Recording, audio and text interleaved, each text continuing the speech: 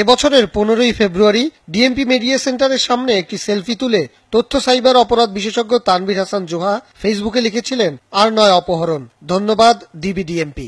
সেই তানভীর হাসানই এখন অপহরণের শিকার। বাংলাদেশ ব্যাংকের সার্ভার হ্যাক করে 800 কোটি টাকা চুরির ঘটনায় একটি আইনশৃঙ্খলা বাহিনীর সাথে সাইবার বিশেষজ্ঞ হিসেবে কাজ করছিলেন তিনি।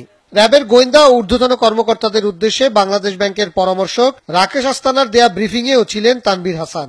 এ বিষয়ে তিনি 71 সহ বিভিন্ন গণমাধ্যমে তার মতামত তুলে ধরেন। 3টা আইডি আমরা শনাক্ত করেছি, যে 3টা আইডি নিয়ন্ত্রণে হ্যাকারদের কবলে চলে গিয়েছিল। ম্যালওয়্যারটা কোথা থেকে আসলো? বাংলাদেশ ব্যাংকের লোকাল সার্ভার থেকে এই ট্রানজাকশন গুলো যে অ্যাডভাইস সেগুলো করা হয়েছে এইখান থেকে।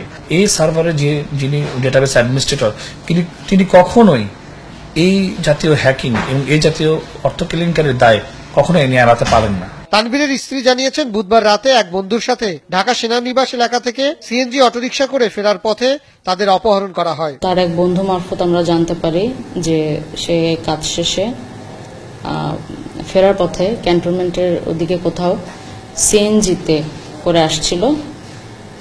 পথে অজ্ঞাতনামা কিছু লোক ওদেরকে সিএনজি থেকে নামিয়ে দুজনকে আলাদা করে গাড়িতে তুলে ওর সেই বন্ধুকে একটা নির্দিষ্ট জায়গায় এসে নামিয়ে দেয়, মুখে কাপড় বেঁধে। আর ওর কোনো খোঁজ আমরা পাচ্ছি না। পরিবারের পক্ষ থেকে অভিযোগ করা হয়, কলাবাগান, কাফরুল ও ক্যান্টনমেন্ট 3টি থানা থেকেই সাধারণ ডায়েরি না নিয়ে তাদের ফেরত পাঠিয়েছে। থানায় জিডি করতে গিয়েছিলেন আমাদের ফ্যামিলির মুরব্বীরা, বাট সেখান থেকে পজিটিভ রেসপন্স আসেনি।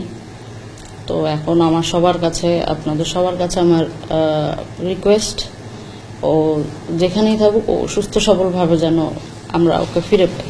তানভীরের ফেসবুক থেকে দেখা যায়, মঙ্গলবার বিকেল 5টায়ও তিনি র্যাব সদর দপ্তরে ছিলেন। এছাড়া বাংলাদেশ ব্যাংকের সামনে সেলফি তুলে লিখেছেন, তোমার হ্যাক করার যেমন অধিকার আছে, তেমনি আমারও তোমাকে খুঁজে বের করার অধিকার আছে। তানভীর সাইবার অপরাধ বিশেষজ্ঞ হিসেবে বিসিএস প্রশিক্ষণ একাডেমি, এনএসআই, সিআইডি, পিআইবি সহ বিভিন্ন সরকারি প্রতিষ্ঠানে নিয়মিত ক্লাস নিতেন। পারভেজ রেজা, 71, ঢাকা।